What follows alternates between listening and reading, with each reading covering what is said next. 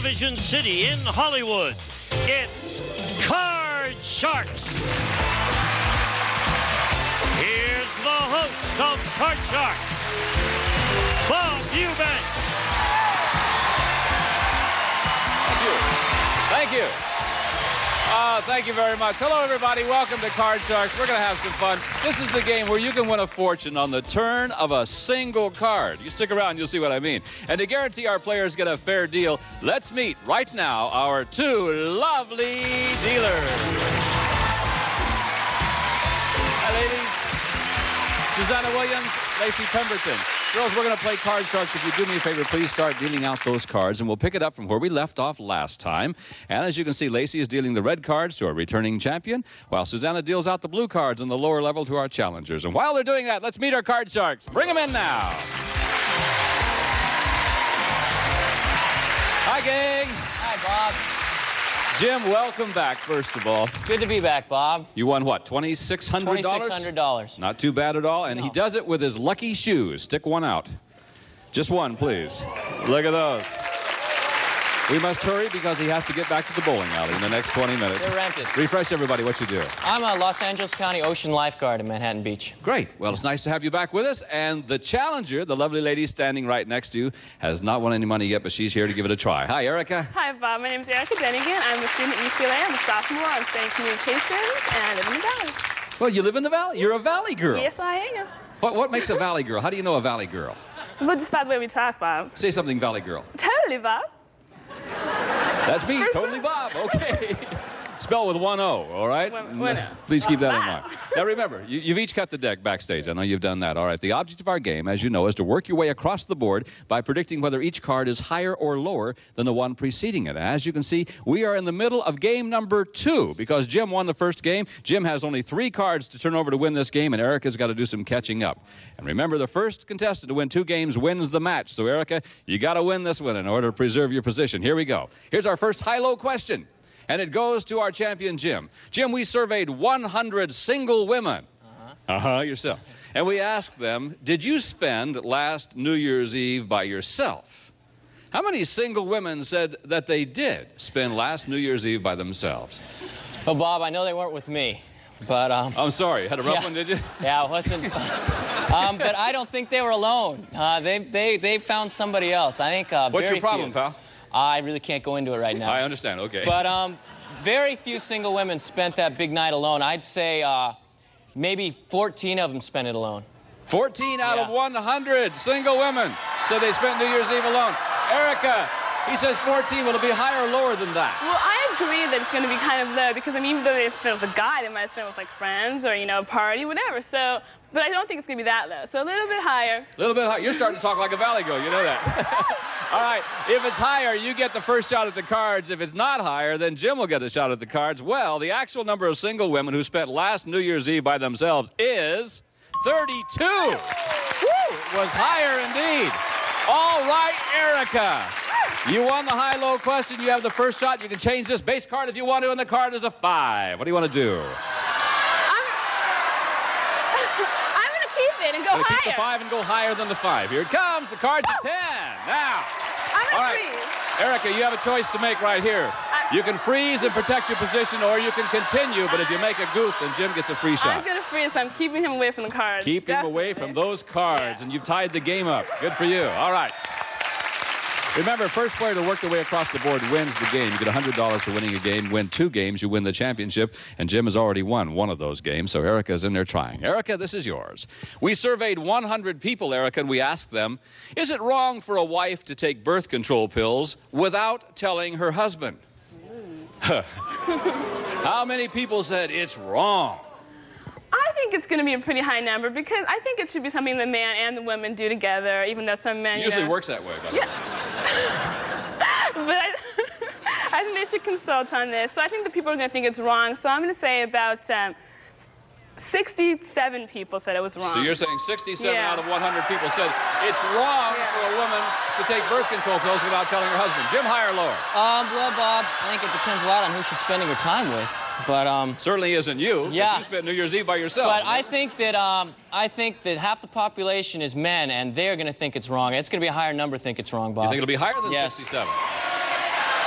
actual number of people who said it's wrong for a wife to take birth control pills without telling her husband is 65. No, not higher, just barely lower.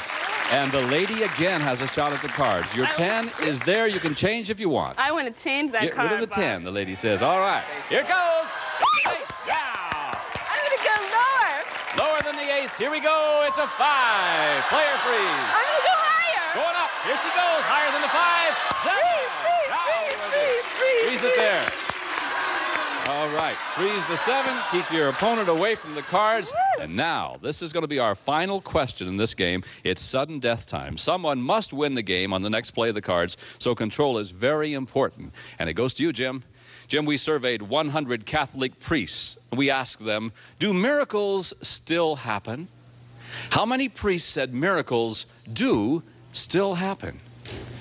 Well, Bob, they obviously believe in their work, or they wouldn't be doing it. And a miracle doesn't have to be a really incredible thing to happen. It can be an everyday thing, like me making it here today. And or you wearing those shoes. Or the shoes, sure. I think it's going to be a relatively high number. I think 85 of those priests think miracles 85. Erica, he says 85 out of 100 priests say miracles still happen. Higher or lower? I agree with this philosophy about, them believing in miracles, but I don't think it's going to be that high because, things have changed since, in those miracle days. So I'm going to say it's a little bit lower. Things have changed since miracle days. Yeah. Okay. I wish I'd have said that. The actual number of priests who said miracles still happen is 98. Not lower, it was higher. Now, Jim, oh, big decision now. Jim, yes, you can change your base card of 9 and play through to the end. But if you make a mistake, Erica wins the game. Or you can pass it on to Erica, and she must play out the last card off of the 7. If she goofs, you win the game. So what do you want to do, play or pass? I'll tell you, Bob, that's a long way to go. I'm going to hope for a little miracle, and I'm going to let Erica give it a shot. You're going to let Erica give it a try. All right, Erica, you got to play it off the 7. Will it be higher or lower? I'm going to say higher. Higher. If it's higher, Erica, you win the game. You tie up the match. If it's lower, Jim is our remaining champion and will play the big money cards. The cards at ace. Yes, it was higher. You did it, babe. So we're all tied up. 1 game for Jim, 1 game for Erica, which means we must play a tiebreaker game. And we will do that when we come back with more Card Sharks right after this.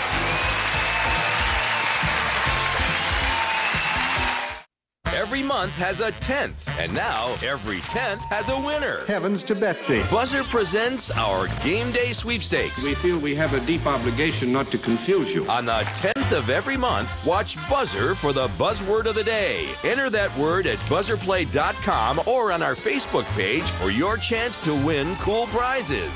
Keep watching every day, but pay closer attention on the 10th, because that could be your lucky day. It's easy when you don't have to spin something, isn't it? And welcome back to Card Sharks. Well, each contestant won 1 game, $100 apiece. That means we have to play our tiebreaker game to find out who our champion is going to be. And the ladies over there, Lacey's dealing out a new group of cards from the same deck. Now, in our tiebreaker game, we play with a maximum of 3 cards and a maximum of 3 high-low questions. So this is it. The winner of this one goes on to play the big money cards. And here's our first high-low question. Erica, it's for you. Erica, we surveyed 100 psychiatrists, and we asked them, generally speaking, are men who cheat on business more likely to cheat on their wives? How many psychiatrists said men who cheat in business are more likely to cheat on their wives? What do you think? Personally, I wouldn't think it had anything to do with each other, but maybe, psychiatrists have some kind of thing that, if you cheat on one thing, you'll cheat on another, or like a cheating mentality or whatever. So I think it's going to be pretty high, maybe like 57. Or... You say 57 out of 100 psychiatrists say men who cheat in business will cheat on their wives. Jim, will it be higher or lower than 57? Bob, I tell you, you cheat in one thing, you're going to cheat at everything. It's going to be higher. What are you saying that to me for? It's going to be higher, Bob. You think it'll be higher? It's going to be higher. Take it personally. Let's find out. The actual number of psychiatrists who said men who cheat in business are more likely to cheat on their wives is 73. It was higher. All right, it's tiebreaker time. Here we go, Jim. Your base card is a deuce. Give me a big one, Bob. You want a big one? He's going higher or lower? Higher, please. Going higher, higher than the deuce. It's a 9. Now, player freeze. You're going to go on. It's All lower. right. He says he's going to go on. He's going to take the chance. Lower than the 9. The card is a 6. Our champion remains champion. Woo!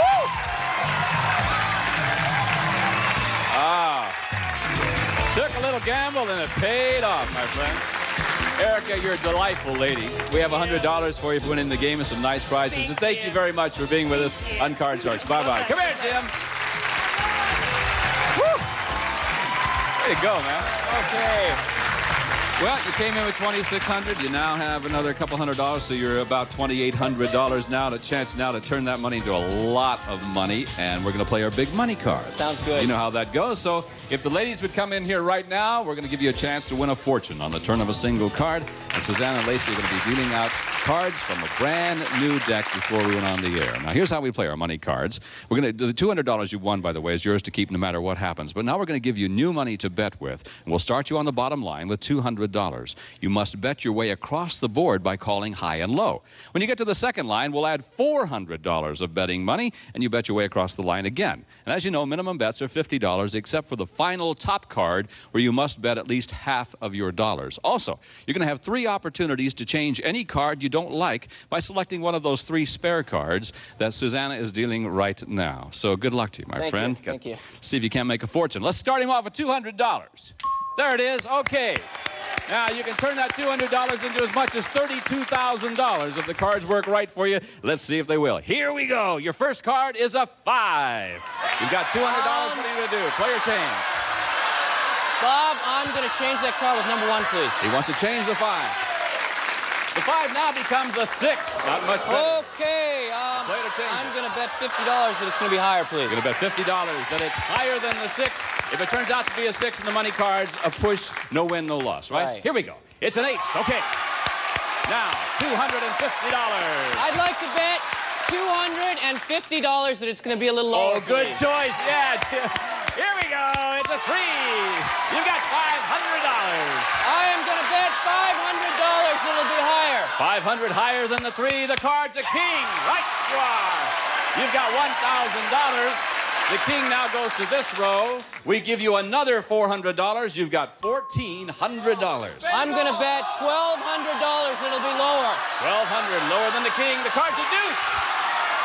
$2,600.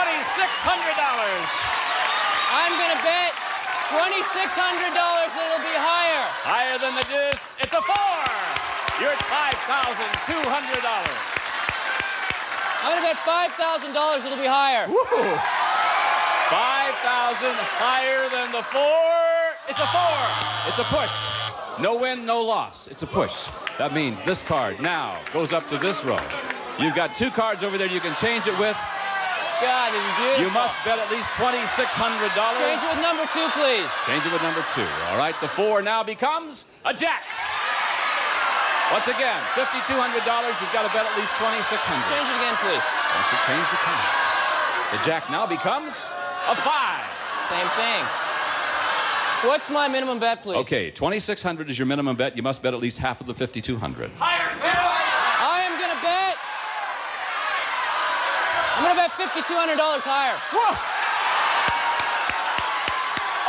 That's what I came here for, But it's Bob. higher than the 5. It's an 8.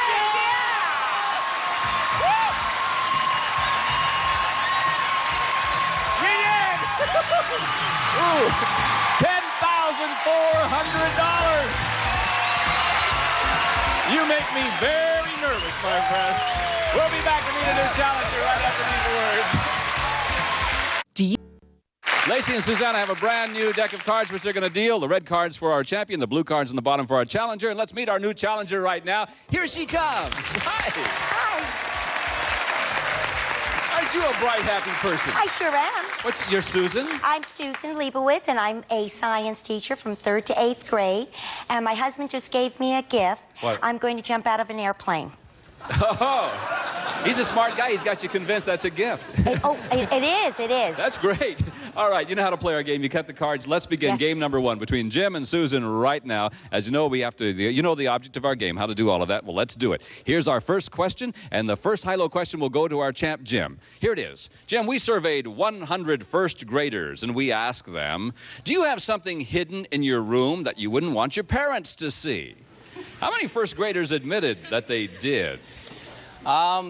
I tell you, first grader, you've got all kinds of stuff in there you don't even know you have hidden. You're talking to me again, aren't you? I'll tell you, Bob. Okay. But I think it's gonna be a middle ground because a lot of kids are still real close to their parents, and it's gonna be about 55 of them have something hidden. You think 55 in there? All right, Susan, will the actual number be higher or lower than 55 first graders who do have something hidden in their room their parents don't know about? I've had something to do with some first graders, and I think they have always something hidden in their room. Yeah. So I'm going to say it's a little bit higher. Okay. All right. My son kept a red-tailed hawk hidden in his room for 2 weeks, and I didn't know it. That's a true story, folks. The actual number of first graders who have something hidden in their room that they wouldn't want their parents to see is 58. Yes, it was higher. And that means, Susan, because you won the high-low question, you get to see the cards first, and here's your base. It's an 8, Change it. and you can change that card. Change it, Yes. change it. All right, the 8 now becomes a queen. Good. I want to go lower. Lower than the queen. It's an ace. No! Not lower than the queen. That means that Jim gets a free shot at the cards. Jim, feeling sympathy over there, say, too bad. Here it is. Jim, it's a 4. You can't change it. Let's try higher, please, Gonna go Bob. higher than the 4. Here he goes. It's a 6. Player freeze. Let's freeze, please. Gonna freeze. All right. He will freeze right there, so that means that Jim has a slight edge in this game as we go to our next high-low question, and we will do that when we come back right after these words. See you in just a moment at Card Shark. Introducing all-time Whammy favorites from K-Buzz. The Whammy Fab 4, Whammy Presley, Michael Whammy, and many more. Not available in stores, only on Buzzer. Next.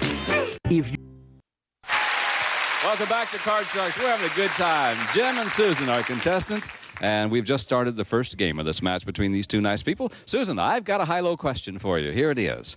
We surveyed 100 bachelors, Susan, and we asked them, have you ever paid a girlfriend's rent? How many bachelors said that they have? They paid her rent. Well, I think the guys out there. Why are you looking so sinister? Well, because, I only haven't a had game. anything to do with a lot of bachelors lately. But How long has it been since you've had anything to do with a bachelor? 23 years. Ah. So How long have you been married? 23 years. I understand. Okay. Yeah, I think guys help How single many out of girls 100 out. bachelors say they have paid a girlfriend's rent? 47. 47. All right. Let's turn to the expert. Jim, she said 47 out of 100 bachelors have paid a girl's rent. Higher or lower than that, do you think? I'd pay it, I know it. Give me the chance, huh?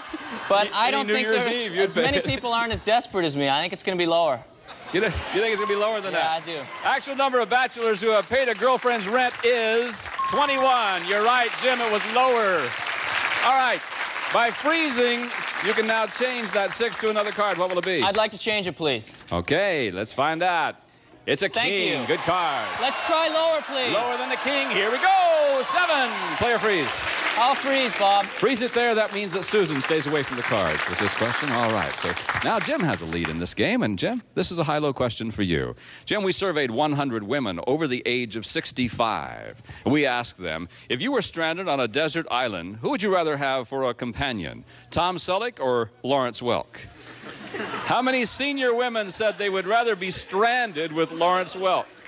Well, 65 isn't that old, Bob. And Well, Bob. I think Larry's lost a little bit of his charm.